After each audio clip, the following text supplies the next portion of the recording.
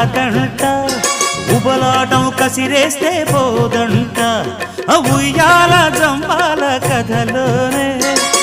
కొట్టే ఉద్యోగం రాదంట వరసుంటే వారంతో పని ఉంది ఉత్తుత్తి చొరవైతే హుడుకే ఉంది మళ్ళీ కావాలన్న మనసు ఉన్నది వామ్మో ఏం పిల్లది ఎంత మాటన్నది